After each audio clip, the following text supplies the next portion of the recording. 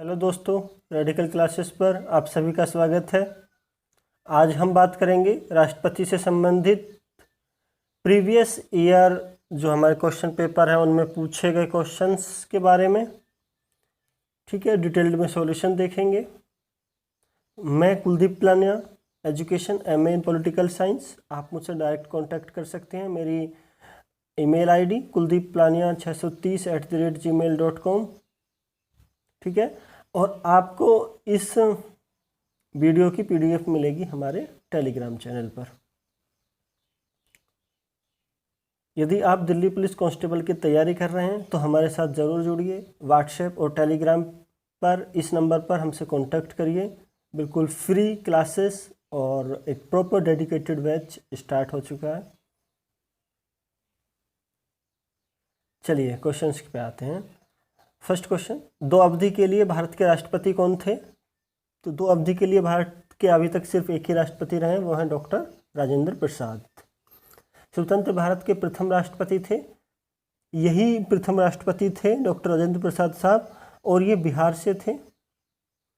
Next third question, भारतीय राष्ट्रपति के सर्वसम्मति से चुने जाने का अभी तक एकमात्र उदाहरण है नीलम संजीवन रेड्डी साहब। अभी तक पहले ऐसे व्यक्ति हैं जो सर्वसम्मति से निर्विरोध चुने गए हैं। बात करें तो निर्विरोध, और यही ऐसे हाँ ठीक है चलो। भारत में राष्ट्रपति का निर्वाचन किस प्रकार होता है? प्रत्यक्ष रूप से, B राज्यसभा के सदस्यों द्वारा, C लोकसभा के सदस्यों द्वारा, D अप्रत्यक्ष मतदान से। तो राष्ट्रपति का जो निर्वाचन होता है वो अप्रत्यक्ष मतदान से, ऑप्शन डी।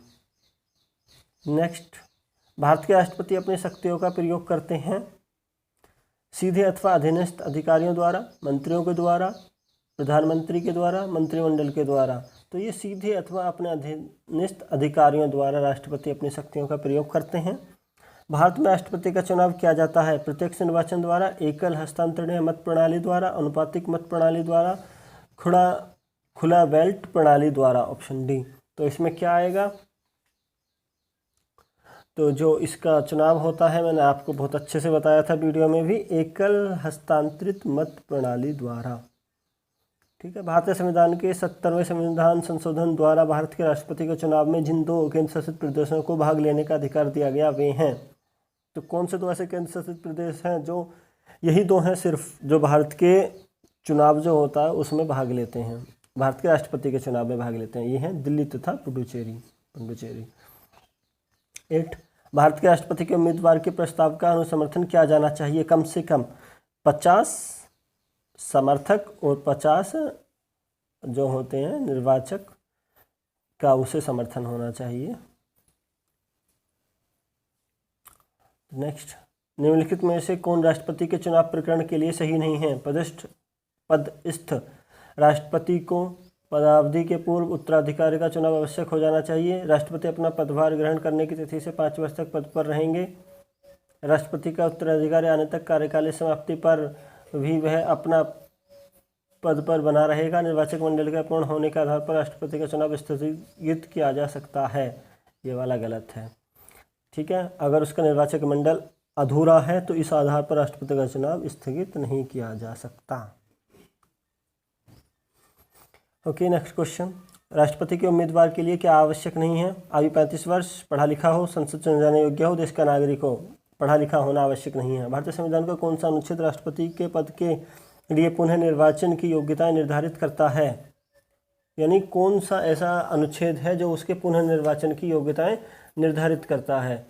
तो बताइए कौन सा ऐसा अनुच्छेद है? अनुच्छेद 57। नेक्स्ट, अगर भारत के राष्ट्रपति के चुनाव में कोई विवाद है तो उस विवाद को सौंपा जा सकता है सर्वोच्च न्यायालय को, और उसी का फैसला अंतिम होता है। भारत के राष्ट्रपति 5 वर्ष तक अपने पद पर रहता है। कब? अपने निर्वाचन तारीख से। ठीक है, ए निर्वाचन तारीख से। भारत के राष्ट्रपति अपना त्यागपत्र किसको संबोधित करके देते हैं? लोकसभा स्पीकर, उपराष्ट्रपति, प्रधानमंत्री, सर्वोच्च न्यायालय के मुख्य न्यायाधीश। किसको संबोधित करते हैं? उपराष्ट्रपति को। यानी जो भारत के राष्ट्रपति हैं, राष्ट्रपति अपना त्यागपत्र उपराष्ट्रपति को और उपराष्ट्रपति अपना त्यागपत्र राष्ट्रपति को। यहाँ पे साथ ही आपको कमेंट बॉक्स में एक कुछ प्रश्नों के जवाब देने हैं, जैसे कि हमारे लोकसभा स्पीकर यानी लोकसभा अध्यक्ष कौन है, और हमारे प्रधानमंत्री तो आप सब जानते हो, इस बात का ये और सेकंड जरूर देना, सर्वोच्च न्यायालय के मुख्य न्यायाधीश कौन है। ठीक है। नेक्स्ट, भारत के राष्ट्रपति को उसके पद से हटाया जा सकता है। तो भारत का जो राष्ट्रपति है उसे उसके पद से किस प्रकार हटाया जा सकता है? प्रधानमंत्री द्वारा, लोकसभा द्वारा, मुख्य न्यायाधीश द्वारा या संसद द्वारा? तो उन्हें हटाया जा सकता है संसद द्वारा। ठीक है। भारत के संविधान के किस अनुच्छेद के तहत राष्ट्रपति पर महाभियोग चलाया जा सकता है? तो राष्ट्रपति पर जब महाभियोग की बात आती है और एक बात आती है अध्यादेश की। ठीक है। तो जो महाभियोग की प्रक्रिया है वो चलती है 61 द्वारा, और मैं भी अध्यादेश के लिए आगे प्रश्न है उसमें बात करेंगे। नेक्स्ट क्वेश्चन, भारत के राष्ट्रपति को कार्यावधि की समाप्ति के पूर्व भी हटाया जा सकता है, यानी जब उसका कार्यकाल समाप्त होगा उससे पहले भी हटाया जा सकता है। देखिए, ये महाभियोग द्वारा महाभियोग प्रक्रिया होती है जो अनुच्छेद 61 के तहत उस पर चलाई जाती है। राष्ट्रपति पर महाभियोग का आरोप संसद के किस सदन द्वारा लगाया जा सकता है? उसका आरोप की प्रक्रिया सदन के किसी भी सदन में शुरू की जा सकती है। ठीक है।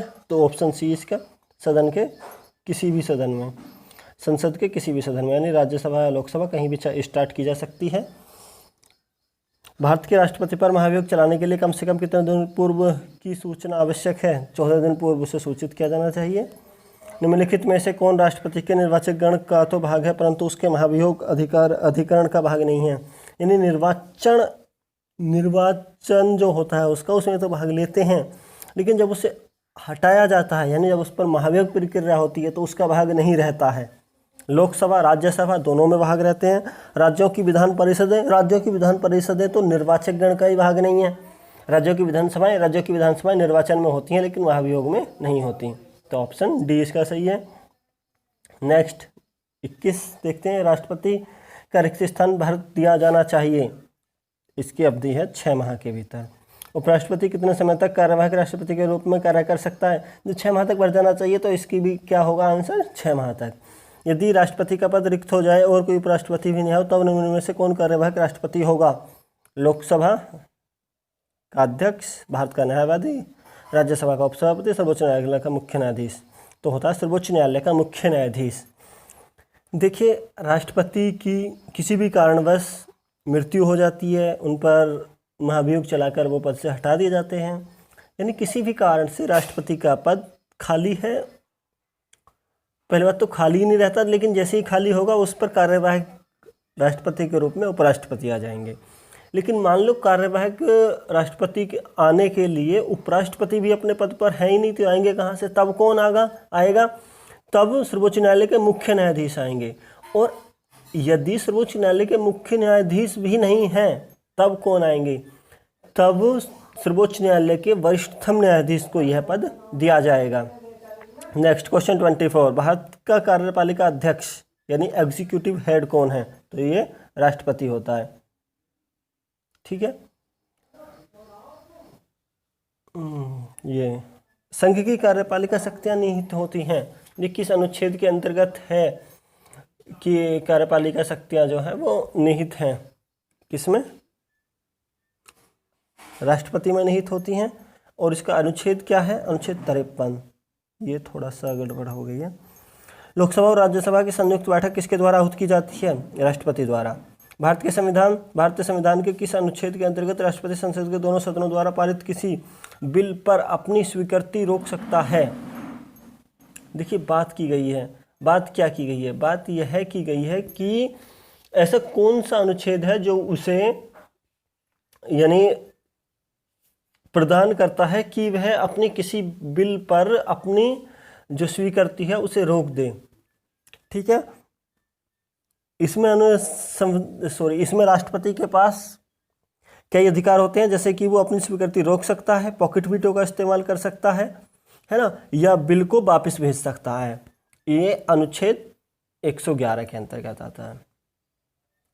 नेक्स्ट, भारत के राष्ट्रपति ने जिस एकमत मामले में अपनी वीटो शक्ति का प्रयोग किया वह था? सिर्फ अभी तक एक ही बार प्रयोग किया है और वह है ऑप्शन सी, भारतीय डाकघर संशोधन विधेयक, और ये ज्ञानी जैल सिंह जी ने किया था।